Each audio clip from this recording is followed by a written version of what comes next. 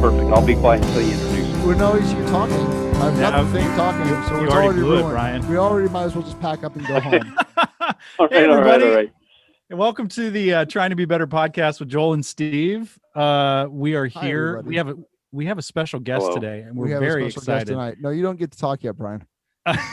He is chomping at the bit He's to ready- talk. He's I'm so raring to excited. go. The person that I'm jokingly chastising is my oldest and one of my dearest friends. His name's Brian Scott. Mhm. And we'll get into what Brian's deal is and why he's even on here. I assure you he should be on here. I'm very excited because I've known Steve. I've known you for 19 years. We've been close for pretty much most of that, with maybe half of that. Really at least, close. yeah. But I've heard this name, Brian, thrown out by you through various stories over the years. And I'm sure maybe I haven't been mentioned to you, Brian, but there's like, this is like two worlds. You're two my sides Joel. of Steve's- You're my dirty little secret. Gross, dude. Don't ever say that again. Except when we sign off. Then you Right, can okay, go sure. back to, I know I'm in your phone as that. I that's whatever I call. Right. So yeah, this is sort of an intervention of Steve from two different sides of the world, right? Oh my God. Well, worlds are definitely colliding. Worlds are colliding. Yeah, that's good though. That's good. And the podcast listeners can't see this, but Brian showed up in a tie and I'm in a hoodie and a dirty hat. So I'm very underdressed for my own gig. I'm very impressed. We need to get Brian's avatar for the social medias too, the supervillain thing. For sure.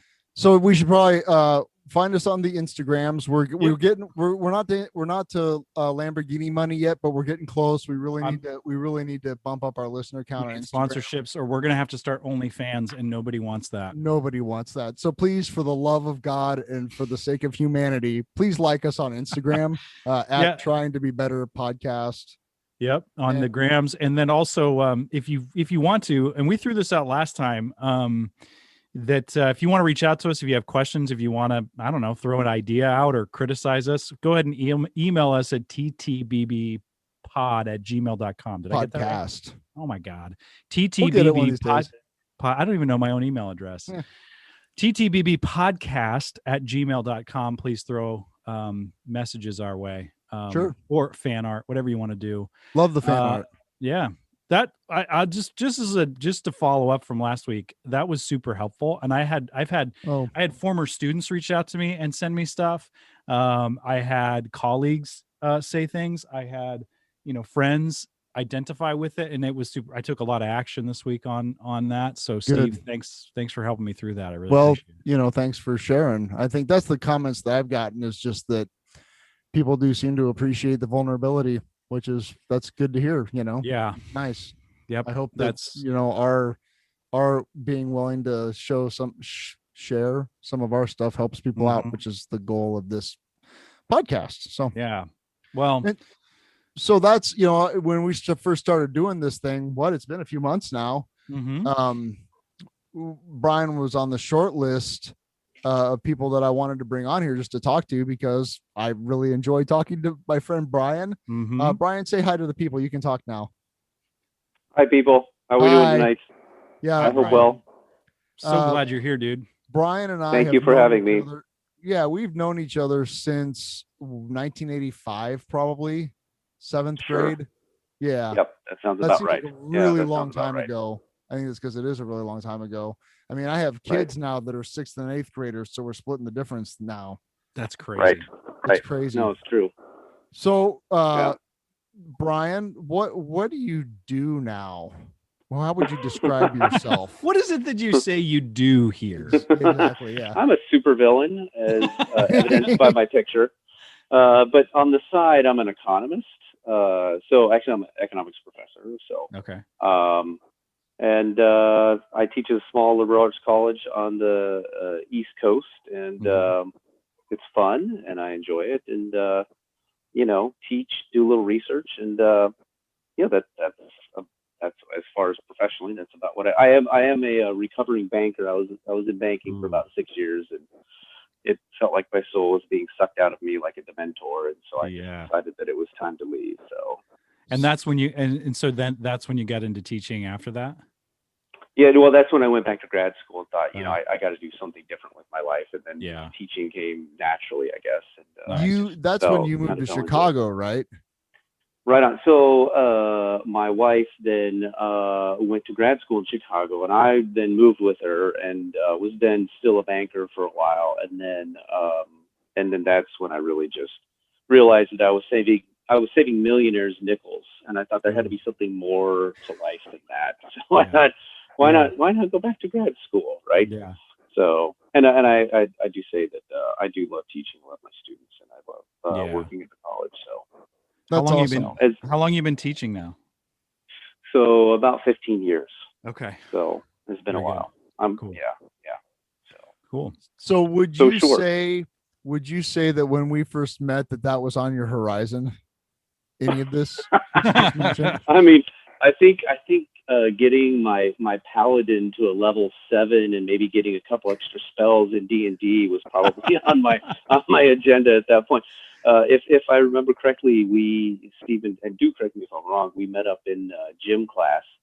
I think you had just broken your foot or something. And yeah, that's real. 7th grade. You couldn't play, and I didn't want to play, and so that's a perfect. So I'm like, match.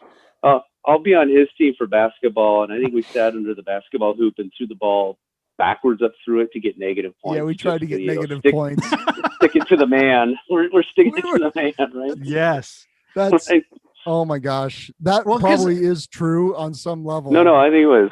I think it is. It was.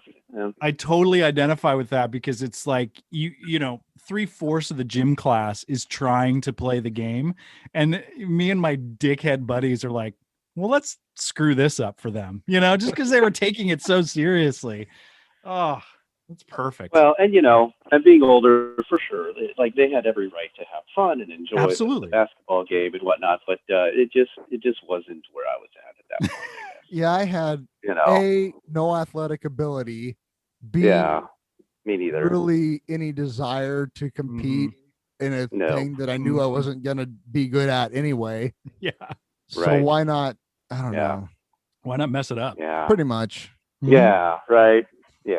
So, but yeah. So we go back a long ways, right? And I mean, we were really kids back then. We were kids, which is like 13, 14 years old. It's wild. Legit kids. Yeah. So did you guys stay pals throughout high school, or where? Well, you moved or something. I moved. I went to my dad changed careers in I guess it would have been 86. And so I moved to Alabama and went to military school for a couple of years. Yeah. And so we were basically pen pals, right? Yeah, basically you could say that. We got in a little bit of trouble during that time. I mean, one could say that, but yeah, but as it is, we came out unscathed, right? Well, relatively speaking, sure. There's some smoking craters left behind, but it's all right. But that's the thing is like what I remember of you during that time is because we were separated geographically, and it wasn't like we had Facebook or the internet or anything besides long distance phone calls, which we didn't do a lot of. Well, and they were expensive, dude. I mean, you just couldn't call somebody for free. I mean, no, you couldn't. It cost actual money. Yeah, it was crazy. Calling card. You can remember calling cards, like you had to prepay. Oh God. And then you had to dial 8,000 numbers, and maybe it worked and maybe it didn't. Yes. And get off my lawn. And that's right. I mean, ain't that the total truth, right? I mean, I remember I remember very distinctly, well, as distinctly as I can remember anything about from back then, like you really like kind of turning a corner and just being like, I'm going to college now. And I was like, okay, that's terrifying, but I wished you luck. You know what I'm saying? Because I knew that I wasn't going to do that, you know, and that's where our lives kind of diverged a little bit because you became for very some focused years, on, right? What's that? For some years, it diverged. I would say we didn't have a lot of contact for, I mean, that picture Joel showed you at the beginning, that was in 88, but we hadn't really seen each other for a year then. And then I didn't really see you again until 1994 when I moved back to Lincoln. Wow. Yeah. And that was actually super rando because I had no idea what your phone number is. And, you know, again, back in the day, if you didn't have somebody's phone number, you just couldn't, or address. You just hope to run into them somewhere. Brian, I still remember. And literally we did. I still remember your phone number. Mm-hmm. So didn't we like run into each other at a grocery store, like Hy-Vee or something, or did you give me a call? Were you working at a store? I think I might have called your parents' house. Yeah, that may have happened, and I was working at Super Saver, and somehow that played into it. And, you had worked at Super Saver, and I was working at Super Saver. No, maybe that's what it was. Yes, that's what it was. And the one thing that I do remember is like, we're like, hey, Steve, how you doing? And you're like, hey, and we gave a big hug, and it's like we had never stopped hanging out. It was super weird and super comfortable, right? Yeah. I mean, because it's just like what's that was cool about really that is that I remember, because I had come back to Nebraska to quote get my act together, and was really struggling doing that because I hadn't gotten sober yet. So I was kind of just a walking disaster area in a different state. And you had graduated from Doane and you were in a place of uncertainty about your future. Oh yeah. Oh yeah. Well, I mean, no, this was like, I went off to Finland for a year. Oh yeah, that's right. I forgot about that. Right. Yeah. And I'm like, I'm engaged, but maybe I don't want to be. Yeah. So Steve and I sat around for, a number of evenings discussing that. And Joel, I've been listening to your podcast. And oh, nice. Steve is really a good sounding board, isn't he? Right. To kind of help you steer straight. Brian, he's one of the best. And to know that like trait of Steve's predates me knowing him in the context that we know each other is really cool to hear. And I think it's probably really important for him to hear. It is. I'm going to start crying here in a minute. So you can cry. It's totally fine. Yeah. He really is a good sounding board for sure. He's one of the best. Yeah. So there it is. And so, So that was like 94. And then you left again, I think. Is that when you moved to Chicago? Yeah. Well, I moved to Omaha for a couple of years. That's right. You were working at the bank. Right. You were a banker. That's when I became a freaking banker, right? You were working at that little bank that had like 3 branches. Yes, and the bank. You had the the apartment with all the cockroaches. Ooh, it was awesome. No, it was fantastic because I left everything in the fridge, like anything that I might want to eat or eat off of, like everything was in the fridge. Because it was sealed because the cockroaches couldn't get to it. Correct. That was the only place the cockroaches couldn't get in. Like you'd wake up and they'd be like running across your eyes. It was just super duper creepy. So so like listening to that in hindsight doesn't seem that great. Right. You know what? But dude, when you're 21, 22, at the time, like you were very successful. I mean, you were like the assistant manager of a bank branch. You had keys to a bank. Shouldn't have been, but right. Yeah, but you were. Right. Yeah. And I was. You were, from my perspective at the time, like you were doing the thing. And I was like struggling to just, I don't know, do anything. Yeah. Well, no. I will remember one particular story that you were a Super Saver. And I would come back and we'd talk and be like, God, I don't know if this is the job for me. Like, why is that? So I just can't deal with customers. I'm like, really? What's the deal? It's like, I'll be throwing oranges in this giant tub of oranges with like a 5-foot by 5-foot sign above me that says 79 cents per pound, and a sign on every single corner of this bin that says 79 cents per pound. And a lady will come up and say, "Are these oranges for 79 cents per pound?" And you're just like, "Oh my God!" I just lose your mind. That's very, very true. Right? That's Steve's personal hell. Right. Yeah, it is. I'll tell you, here's my introduction, and I'll make this quick, but my introduction to like the working world of the general public was at that store. I had just started and I was in the produce department with these huge displays of grapes, and grapes would fall on the floor on these mats where you couldn't have squishy grapes on the floor. So somebody had to go pick them up. Right. Right. So one day I'm down on my hands and knees picking up these friggin' smashed grapes, and I feel this dunk on my forehead. It was a shopping cart. Right. Oh my God. And I'm like, so I expected to see somebody standing there like all apologetic. They weren't watching what they were doing. No, there was a Karen standing there wrapping her fingernails on the handle of the cart. She had bonked me so that I would get out of her way. Oh my. And that, my friend, boy, leave. Like working with the general public, that is what it's like pretty much every day. Yeah, that's so I don't do that anymore. Yeah. So Steve, did you look at Brian like with the keys to the bank as like, was there like did not resentment, but was there, like you said, he was successful, he was rocking it? There was no resentment. I was really proud of him. It's like, hometown boy makes good kind of thing. It's like my buddy's doing the thing, he's killing it. And then you got killing it. Oh, go ahead. Well, you got married. I got plastered at your wedding. Right? There's a picture of us. That was great. I'm like crying on your shoulder, like, Yeah, no, I remember. Yeah, it was great. I mean, it was sad, but it was great. Yeah, I felt super lucky to have such a good friend like you. Right? I mean, nice. Not everybody has friends, like true. You, like Joel and I. So that's the thing that I'm realizing as I get older, and I know you guys have a few more years on me. I don't mean to, I'm younger. I'm a little younger. Listen, we're both 50. I mean, Steven, it's fine. Joel's only 40. So I'm 40. Sand.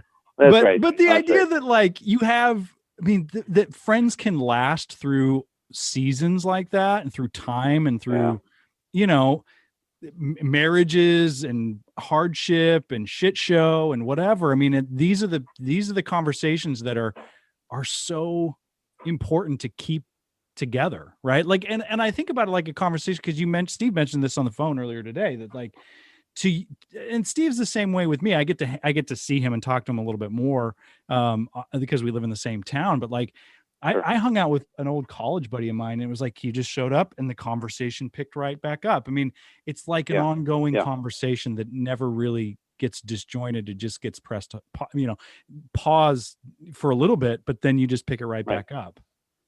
I love that. Yeah.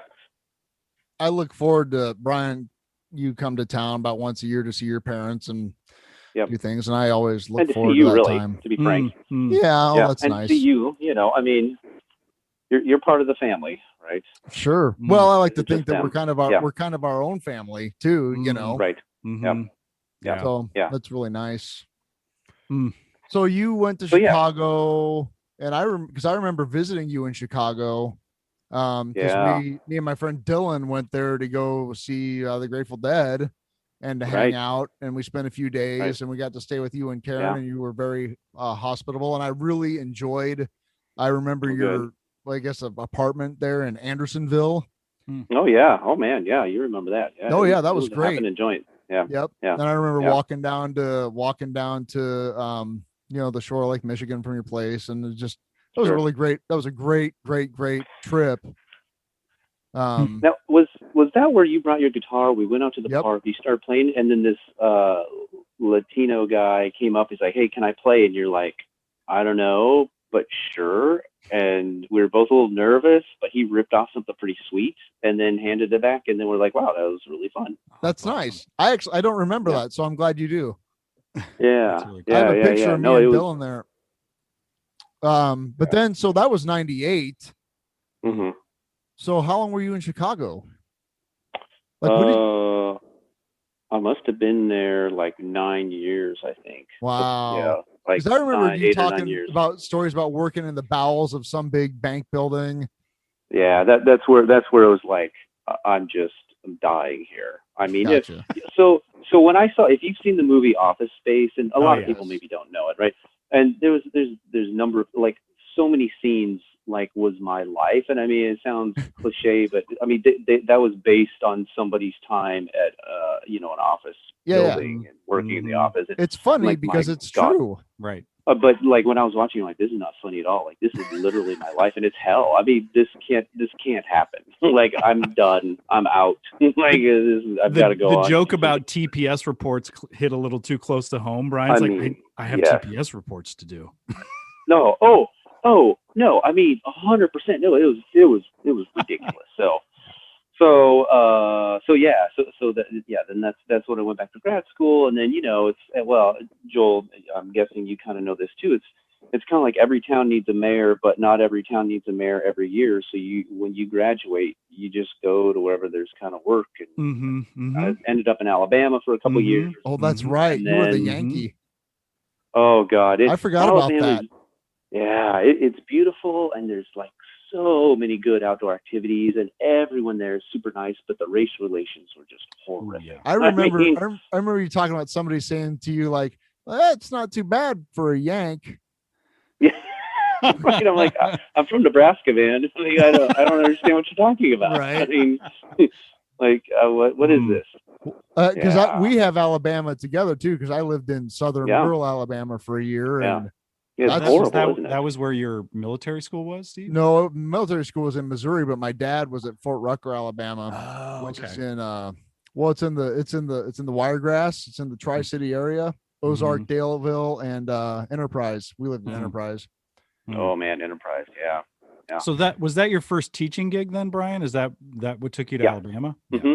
Yeah. Okay. Yep. And it was, it was interesting and fun. And I will say though that I did get to meet some of the students that come from like the worst high schools in the whole country, and it was a little sad because like they just couldn't compete. So I mean that's an entirely different story about income inequality and whatnot. But I mean living in growing up in Nebraska, if you never leave, I mean, you don't get witness to a lot of the stuff that actually goes on. So, my sister, who will listen to this by the way, but Libby tells a story of when because I did not go to school in Alabama because I went to school in Missouri, but she did, and Libby, you can correct me if I'm wrong, but my memory of this story is that she got in trouble for correcting her biology teacher because he had the functions of aortas or of veins and arteries backwards. Oh boy. Yeah. And she's like, no, that's not how that works. He's like, yes, it is. She's like, no, it's not actually. And so she got in trouble just because they don't, that's just the way it is down there. Yeah. And I mean, and you can think, they're stupid teachers and whatnot, but like maybe they just didn't have the education that they didn't have the education. Right. I mean, right. It goes all the way up. Yeah. It's not going. But all that being said is that now I'm in Maryland and not too far from where Steve spent some time right in Virginia, and it's kind of like being it's like being in Crete actually where I live now, shockingly. Like, really? As a Nebraska person, I'm like, well, all of the East Coast is just paved and it's houses and road, and it's not, right. Once you get way there's big chunks that are heavily forested. So you're kind of in a cradle, aren't you? Because you're not too far from DC, you're not too far from New York, you're not too far from Philly. Is that a correct statement? Like you're within a few hours of all those places. Precisely. No, an hour and a half from DC, Baltimore. Like an hour and a half. Yeah, DC, Baltimore, Philly, Dover. If you want to go to the racetrack, right? Nice. Right. So go get a little NASCAR. You actually had dinner with my parents once or twice, didn't you? In DC? Yeah, I did. Before they took off back home. So yeah. Nice. And by home I mean Nebraska. So sure. Right. Yeah. No, that was great. So and yeah. So do you have any dirt on Steve? That's what I want to know. I'm just now that we've got all the story, now that we've got we know who you are, Brian. We're so glad you're here. What do we need to, this is where I'm going to take the reins for a second. What do I need to know about Steve that like, what was what do you got on Steve? Not that we want to drag his name through the mud, but what do I need to know? Because I know Steve post recovery. I know Steve, in the last maybe 15 years, we've been super close, but before then it's kind of like all hearsay and what he tells me. So what do I need to know? Oh, wow. No, I mean, I'm guessing I don't know that there's anything too salacious, to be frank. I mean, outside of, he grew up in Nebraska. So actually he was he was a good kid for the most part of it. That's probably the most shocking thing I could think of. I mean, he and I are both rather dramatic and get excited quite easily. And, so, sometimes we feed off of each other. Right.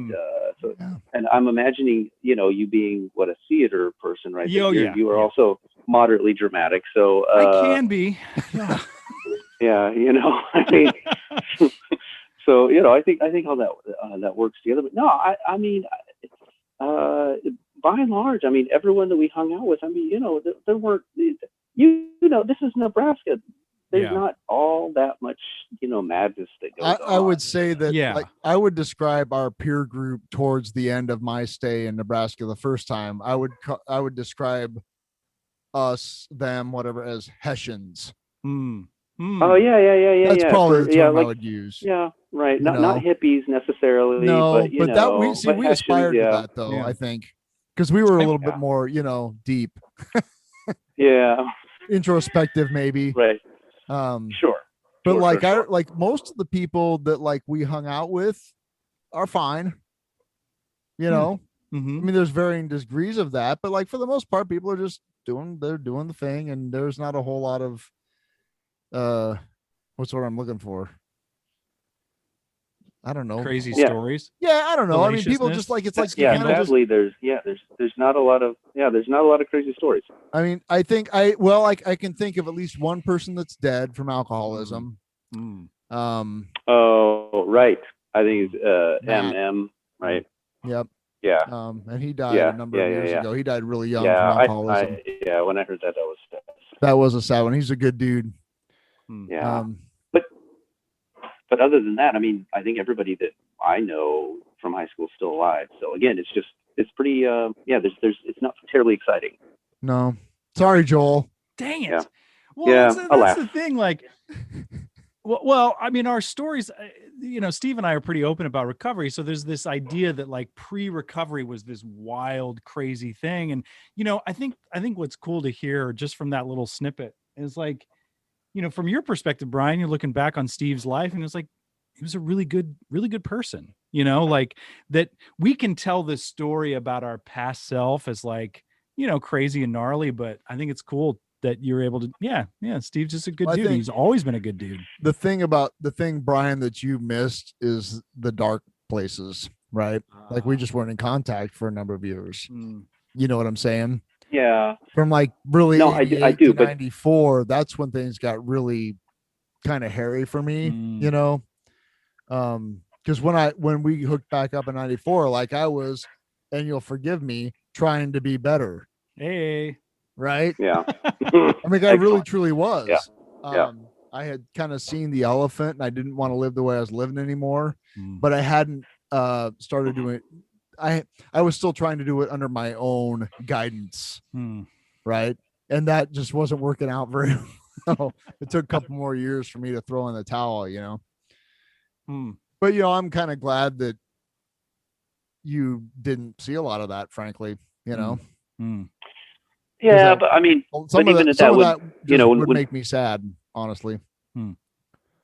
Right. Sure, but even from the things you've told me and the experiences that we've had, I mean, there was a lot of maybe self-destruction, but it didn't feel to me, at least, or I didn't get the sense or the data that you were just other people's lives per se. Oh, which, well, maybe you were making your parents unhappy for one reason or another. I would say that's a correct statement. Sure. Yeah.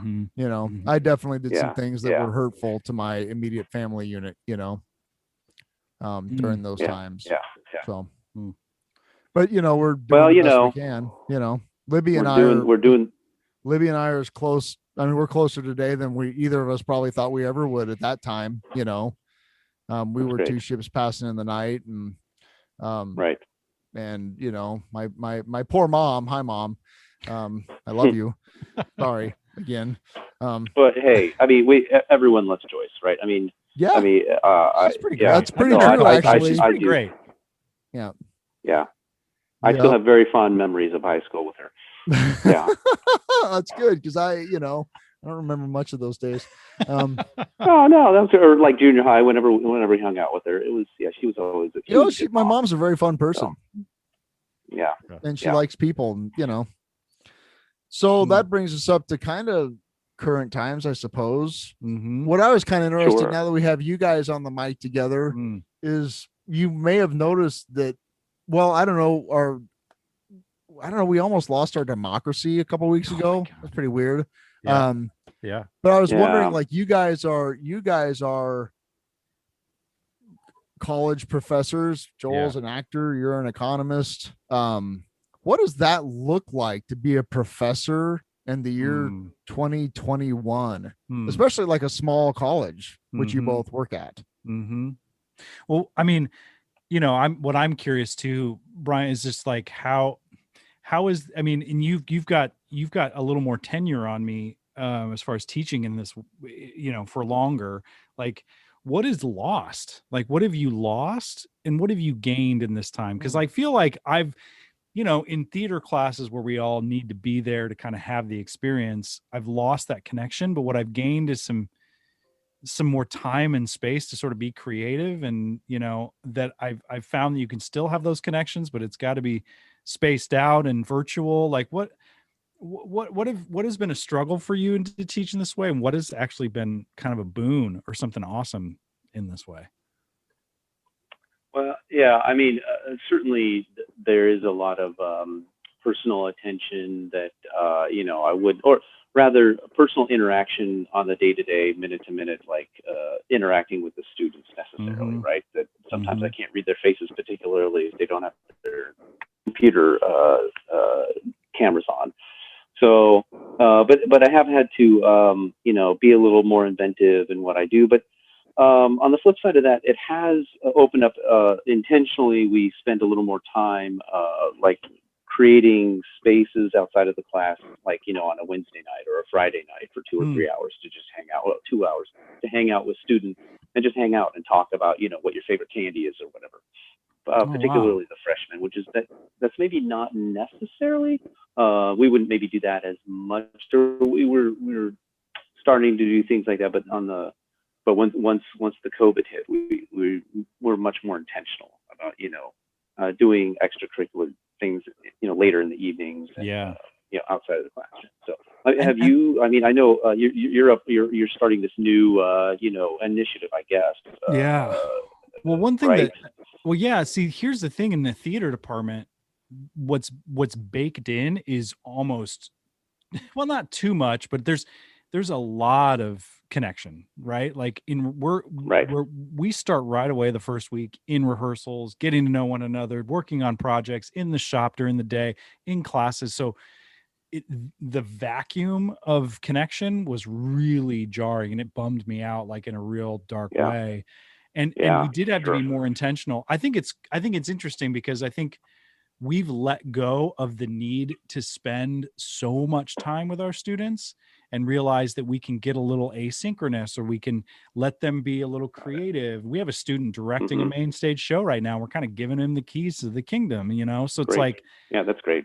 That's been interesting. It's just sort of, because, a theater department small like ours, we spend almost too much time with each other, like my students are like colleagues at some point, No, I got that impression when I was a student there. So, I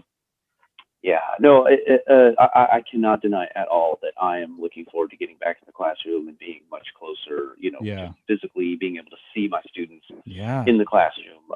And I'm just kind of hanging on this semester. So you guys aren't teaching at all in person? Well, so the game plan is after spring break. We'll be in person, fingers crossed, provided, Maryland doesn't spike and whatnot. So that's the game plan. So, but shockingly, we do have students on campus who said, hey, you can come back and live on campus, even though you have to do it online. And the first thought, people that were, maybe aren't thinking about it, is like, why would a student do that? That's expensive. But on the second thought, most every student wanted to come back because they wanted to get out of mom and dad's house. Yeah. Right. I'm done.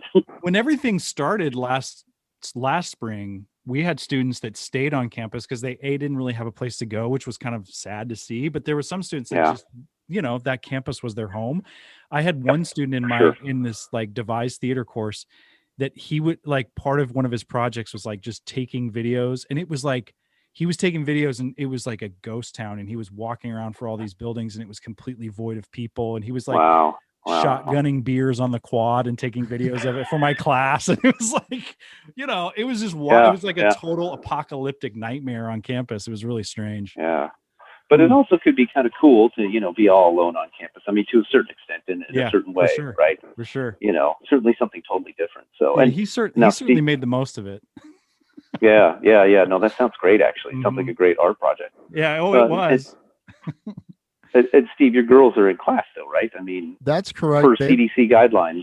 They've been going. Yeah. Well, here's the thing is, like, in towards the end of summer, when it became very apparent that our school had no plans to do remote learning on any level, I was apoplectic. I was furious and terrified, and I just my head was just fire, flames shooting. And right. But we in Holly, man, it was like one of those puzzles where there's like 16 squares, but one's missing, and you have to kind of shuffle the numbers into we kept trying to make the friggin' thing make it work so that we wouldn't have to send them to school, because we didn't know. Nobody, Right. And we just could not make it work. So we threw our hands up and said, okay, they're going to school. And here's the thing, is that it's been fine. It's been fine. There's been a little bit of COVID. It all, for the most part, it all comes from outside. But it's the weirdest thing. It's like, if you wear a mask, it's fine, as long as everybody in the room, and their rooms are not big and they're not particularly well ventilated, and it's fine. We got an email from the dean today, and I was shocked to see it, because we did a whole bunch of testing. I'm assuming that's what you guys are going to do there. A whole bunch of testing. Anybody that was sick was quarantined, but like right now our risk dial went down, and they told us we've got no cases on campus because everybody's following the things, doing the deal. That's great.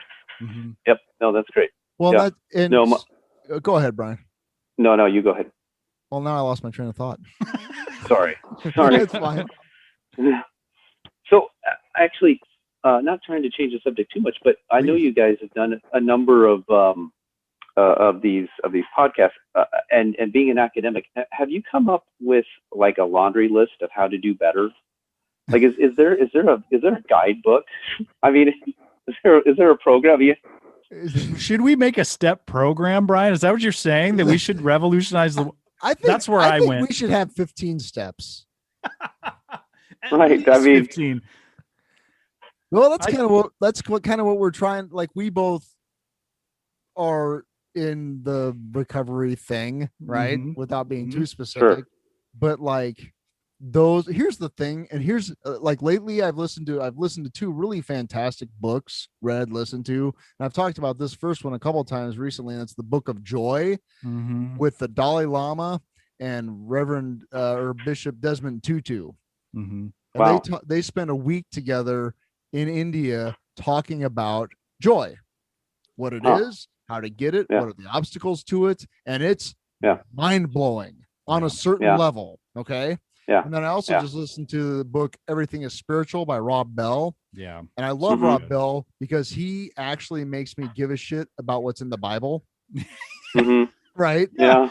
Right. So anyway, and my point of saying those things is that the program that Joel and I have sometimes worked, it's literally, I just listened to the Dalai Lama and Bishop Desmond Tutu talk about joy. And what they talked about was the same exact things that we talk about in the program that we do. Absolutely. What they are is universal spiritual principles that have been around since the beginning of time. And it seems to boil down to, don't think about yourself so much. When you fuck up, admit it, try to make it right, and then be of service to others. And that's it. Yeah. That's the whole thing. That could easily go either on a t-shirt or a medallion. I mean, I don't know, right? Or a coffee mug, right? Right. I mean, for sure. But I mean, like that, listening, because the things that we've been talking about in the secret meetings or whatever, it's like, get over yourself. Yeah. Admit that you got a friggin' problem. Get over yourself. Ask for help. Clean up the wreckage if you have any, and then go help other people. And like that is the secret to joy, not happiness. Is a very different thing. But joy.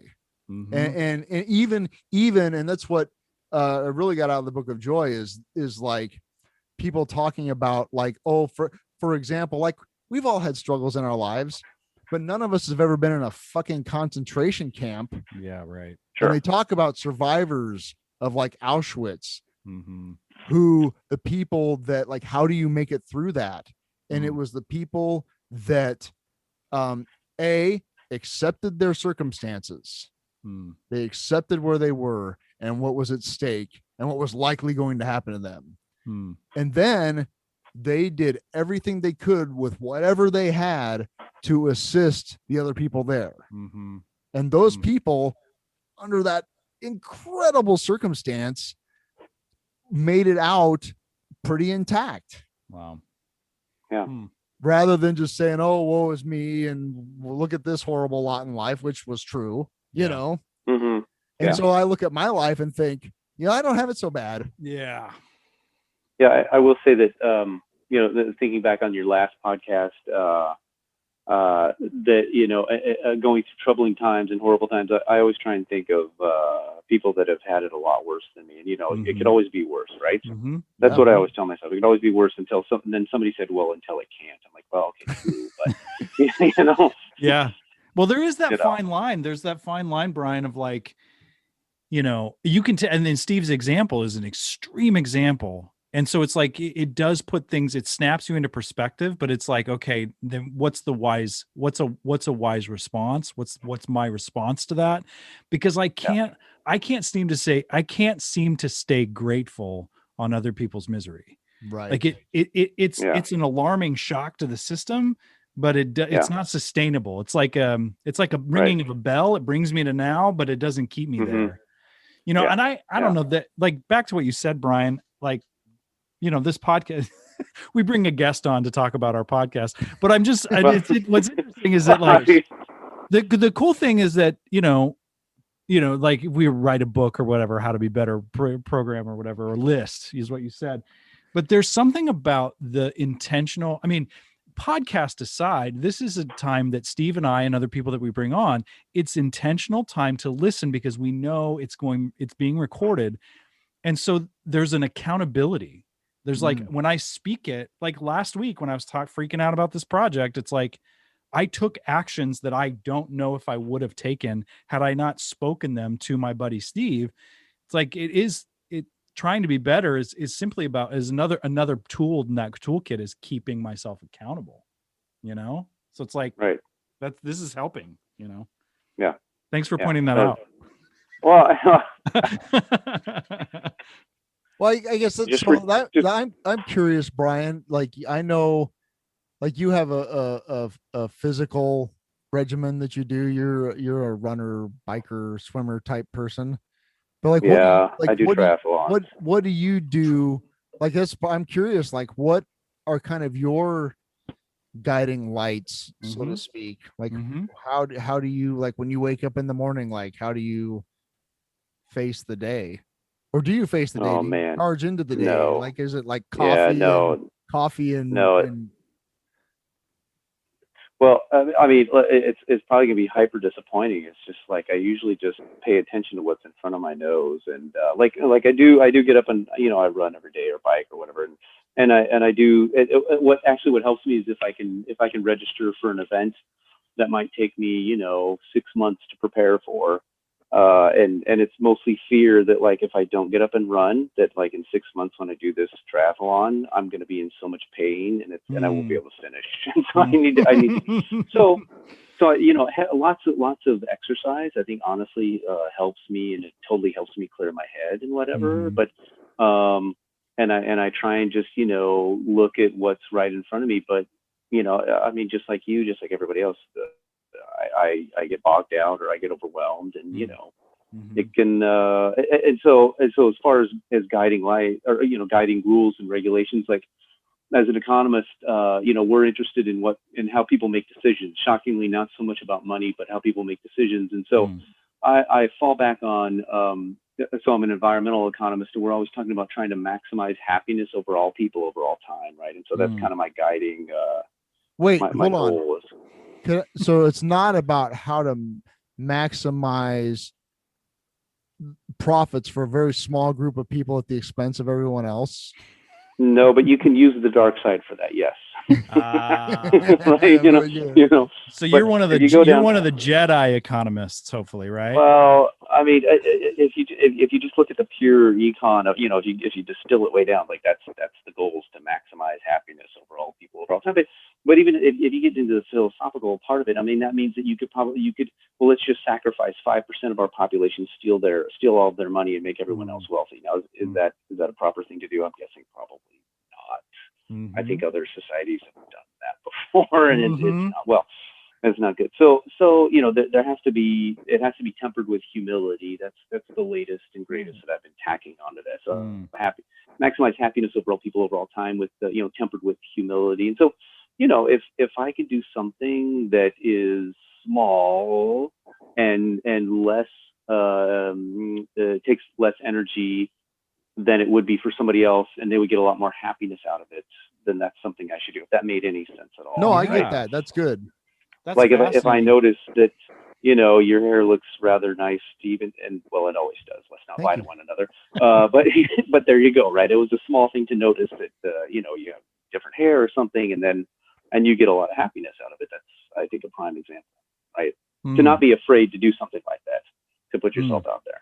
That's one of the realizations that I've had while just being a husband and a father over the last decade and a half or so, is that actions that take literally less than 20 seconds around the house really make a big difference. Yeah. Like if I see a thing laying someplace, and I'm guilty of not doing this occasionally, but I know just little things like walking by and filling the dog's water bowl. Oh, it's empty. I'll fill that up. Or, there's stuff in the sink. I'll clean that up, or whatever, just little tiny little actions that really reduce reduce stress and increase happiness in the household. Right. Even though it costs you a little bit, you get a net positive because the other person gets more happiness than your cost, right? Yeah. I've never really thought about that environment as an economy in the sense that it's not necessarily maybe a fiscal economy, but there's a relationship economy, Very much. No, there totally is. No, there totally is. You nailed it. Yeah, for sure. And there's definite way to try to maximize your own personal profit, exploit it, or you can be generous and and have some sense of humility and generosity about it and contribute. Well, and I'm definitely guilty of, if I'm not in a good spot, I'll fill the friggin' dog's water bowl because you ingrates, or what, just that kind of, I can go there. Yeah. Oh yeah. You know what I'm saying? Great, I'll pick this up, Yeah, if you've ever done the dishes at somebody, it's great. I've never done that. That's right. I've never done that. Yeah. But the other weird thing is it also kind of works out where if you have a partner, you're willing to help that partner because that partner is going to help you. So it's a win-win situation, even if it's not, it might be somewhat even selfish to, work with someone else. So that's kind of the weird thing. But I think on net, if you can help other people, but it's worth it in general most often, right? And I know, Steve, you do help a lot of people. I know you're involved in a number of different activities. Sure, particularly well, that's with AA. kind of have to. I'm and you get a bunch out of AA, right? I mean, you help AA, but then you get a lot out of it. 100%. Yeah, that's I haven't heard a new thing in one of the secret meetings in a long time. Right. Where the gravy is watching the next crazy little puke come in and announce that they have a plan. And we just get to smile and say, oh, that's so nice. Why don't you tell us your plan? Right. I watched, and this is totally out of left field, but I think that our listeners might benefit from this, and maybe you and Brian will benefit from this too. There's this show on HBO called Euphoria, and it tells the story of this young girl who is a, addict, total addict. And then they've released a couple of, I think, COVID shot episodes. One was all about her. And so essentially it's this character getting 12th stepped by her sponsor and getting all of her balloons popped about her plans. So if anybody gets a chance to watch the episode about Rue from Euphoria, that's exactly what happens in that. It's totally all right. Fascinating. That's totally tangential. I have an expertise question for you, Brian, if you'll let me pick your brain. Sure, of course. So thinking about, and when you were talking about the economy of a relationship or the economy of a particular environment, I do have some existential dread that we're all being lied to, that the economy is going to be fine. And we're going to bounce back. And yeah, it's bad now, but if we get through this, everything, what is it idealistically going to take for us to repair sort of the COVID hole that we're in economically? Do you have any, philosophical sense on what the pathway is out of this? All right, so we're gonna get heavy here. Just yeah, dude. Let's go. So economists don't care so much about money, and it actually doesn't matter. The stock market is only just tangential to the economy. Actually, it just helps money flow around. But what we're really interested in is how much capital we have, meaning how much physical capital, how many roads we have, how many hospitals we have, how many factories we have, and how many humans we have, and how much education they have, right? And so so we're really honestly only looking at those two things. Those are the two main drivers, along with technology, which is kind of a wild card. So here's my point. If someone came in and bombed all of our factories, then that would be really devastating for an economy. If we had COVID that came through and killed a bunch of 20 to say 55-year-olds, that would also be very damaging to the economy. But and this is going to sound terrible, and it's really tragic, but it's mostly hit people that are retired. The COVID has, and so a lot of our workers are not as affected. And so point being is, if we can get people back to work, the tractors are still there, the factories are still there, and the people haven't lost their education. In fact, people probably have been getting more education because they can't work, and so that's a good thing. So it really is a matter of just getting people the vaccine, and then getting the economy going. And that can be a little tricky, and maybe the federal government does want to dole out some money to get people to spend money, and as you spend money, that's somebody else's profit, who then spends money, somebody else's profit, and so on and so forth. But once the economy gets going again, I think we could be back to some semblance of where we were before. I think the trick is going to be for the rest of the world. I mean, this is the way it is for the environment, like global climate change and so on and so forth. We're going to be fine. It's the rest of the world that's kind of screwed. So, because we're wealthy.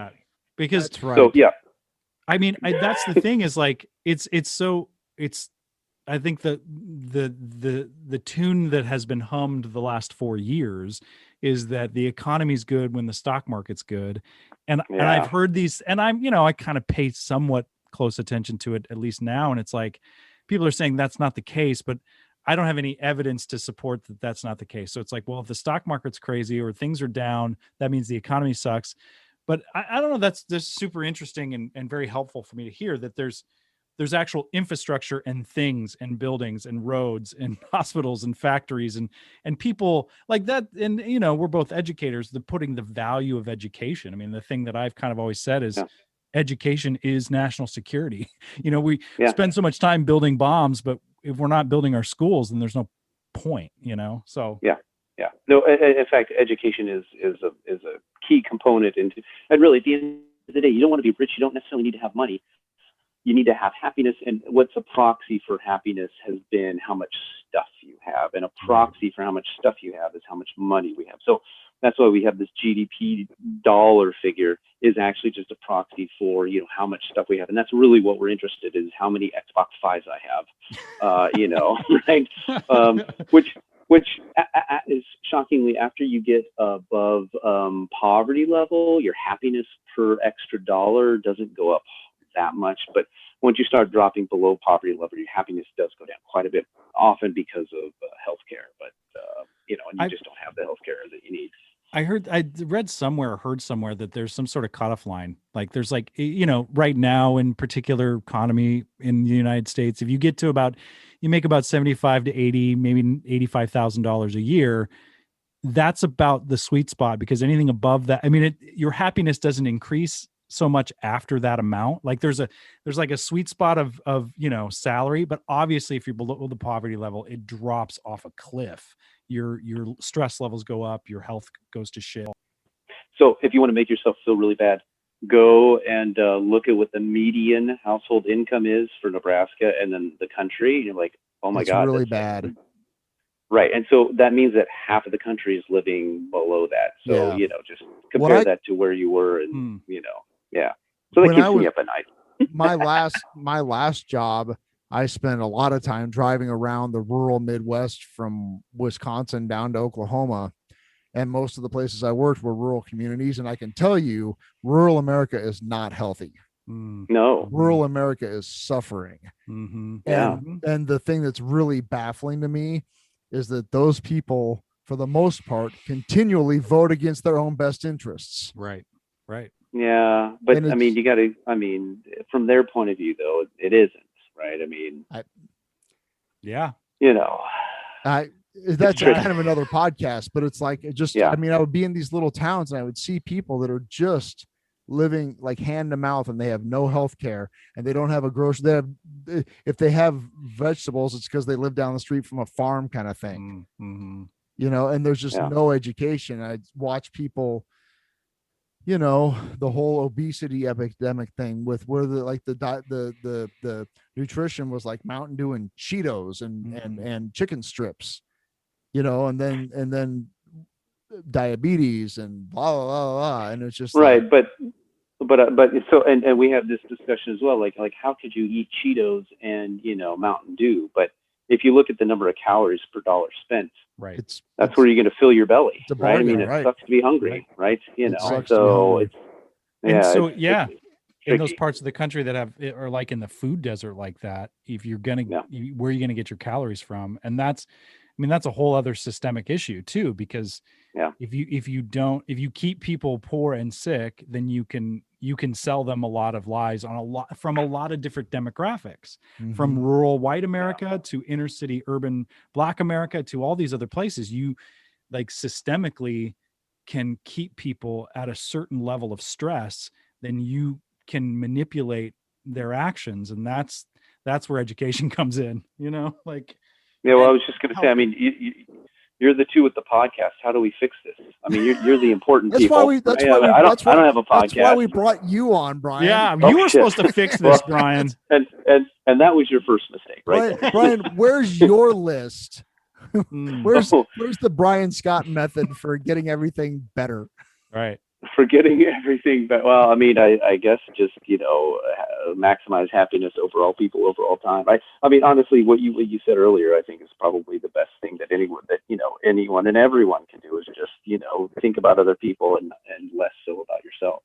Yeah, there's something really profoundly spiritually beautiful about that, though, Brian. That like, if we could economically, spiritually, racially, educational wise, all the things, think about to maximize joy and happiness for all beings. I mean, that's like the heart of most major religions, but the one that I'm most affiliated with, Buddhism, I mean, that's the point, is like, how do I try to keep, how do I spread happiness and joy to all living beings and trying not to harm anyone? Like, if we could all, I mean, that's the way out. I mean, I'm just tripping on that as an economist saying that. I'm like, well, when you boil it down to that, I mean, that's what it's all about. Universal spiritual principles. Yes. Yeah, but I also want to be rich.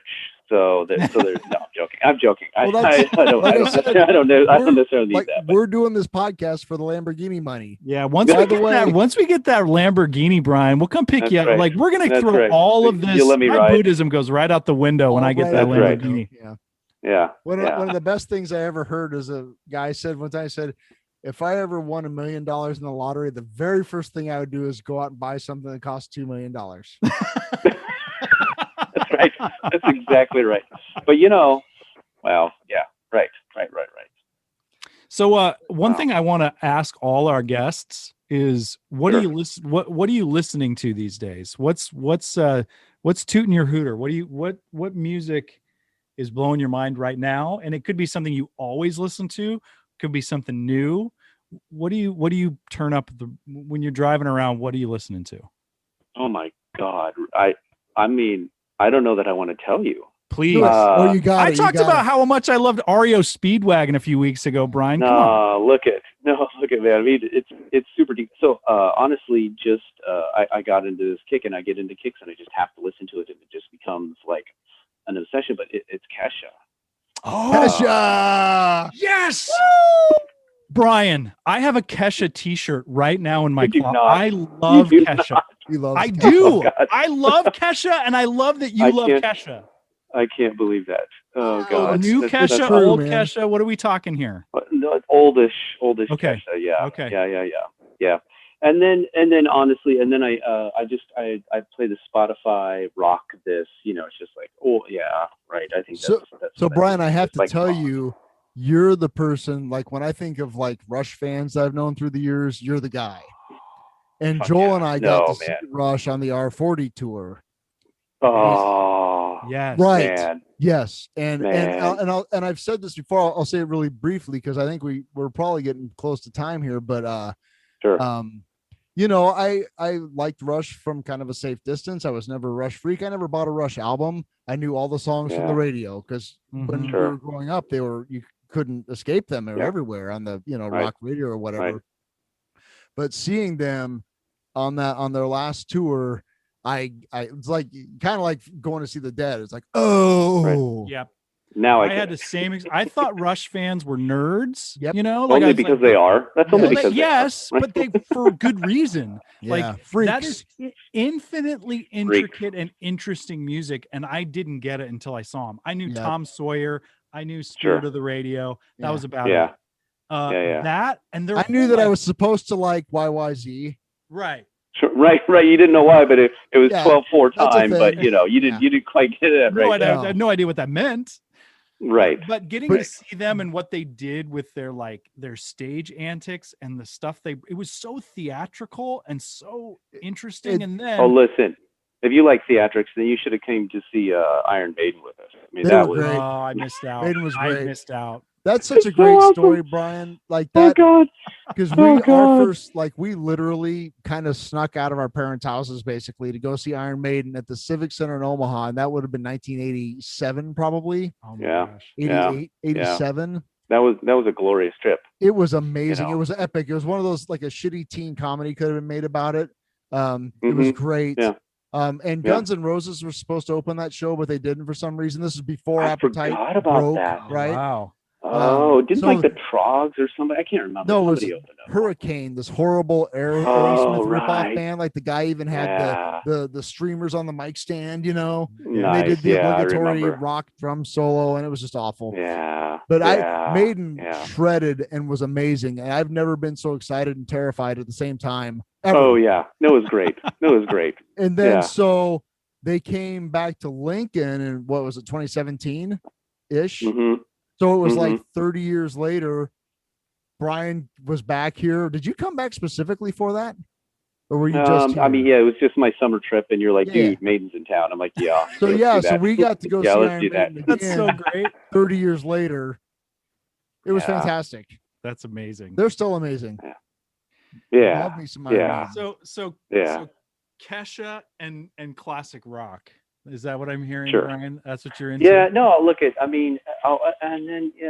honestly, I'm also like into love songs, like love pop. I mean, I know it's tragic and horrible, but that's just where I'm at right now. So and there's something about a good like pop music, somebody that can write a good pop song and a good hit, like it's brilliant. It's amazing. Some people want to fill the world with silly love songs. Exactly. Well, I mean, honestly, yes. Sometimes I just Listen, I haven't quite made it to Muzak, or in honor of your father, Steve. I haven't quite made it to Muzak. So, Well, here's the thing. I had today. I was going to actually start the podcast by demanding that we have an intimate, lengthy discussion on Brian Eno. Yeah, right. Because I listened to I know his work, producing work from like the Talking Heads and U2 and all that. I'd never listened to his ambient stuff. And I swear to God, driving down Highway 2 from my work to my house this afternoon, I had an out of body experience of the celestial variety listening to Brian Eno. Yes. It was amazing and incredible. And I was thinking, God, where's this been all my life? Like I'm just an idiot for not digging into this more. I've wasted so many years. And I had to remember the Fred Armisen saying, I think to Mark Maron, like, you're not late to the party. Oh yeah. You're just joining the party. Yeah. There's no late to the party. There's no late to the party. Just jump in. Nope. Yeah, that's right. Just so you know, I'm going to be talking about Brian Eno a lot for probably the next 2 or 3 years, because I literally came home, my kids were doing something, and I just put my headphones on and laid on my basement floor and blissed out to Brian Eno for about a half hour, and it was amazing. Instrumental music got me into meditation. Greg Wright was the one that turned me on to a bunch of post rock, and then I started listening to instrumental stuff, and in that world, all roads lead to Brian Eno. So like eventually you just get there. It's so great. Yeah. So anyway, not to digress, but like Brian Eno just I had an actual moment this afternoon. Wow. That's great. It was amazing. Wow. That's great. No, that's awesome. Well, Brian, thank you so much for burning the midnight oil with us. Yeah. Really appreciate it. Yeah, man. Brian, namaste, man. You're now a returning champion. Yes. So okay, great. With all the rights and responsibilities thereof. Yeah, I mean, I admittedly, I was looking for hats and T-shirts and bandanas. I mean, I figure if QAnon can do it, so can you, right? I mean, right? I mean, yeah, this is yeah. If we could spin this podcast into a nice conspiracy theory, I think it. No, I'm not even talking conspiracy. I'm talking merchandising, man. Oh yeah, I mean, you know. Yeah, I want a hat. Holly is our merchandising manager, so I'll get that. Okay. I do all right. Actually, and now that you mention it, and I'm going to say it so that I actually end up doing it, I do have a mug to give to Eduardo, and when I give that mug to you, Eduardo, you got to post about it. So there is merch. There's like three. There's three items. Like Steve has a mug, I have a mug, and now Eduardo's going to have a mug. We probably get Brian a mug. I think our guests should get. No, look. I mean, we need to start a mug. Yeah, we need to start mass producing it. So I'll be in touch with Holly. We'll mock up some some mugs. So. Cool. I love it. I love it. Thank you so much, Brian. Yeah, Brian. It was really great to see you, man. And we're gonna say goodbye now. Say goodbye, everybody. Bye, everybody. Goodbye, everybody. Bye.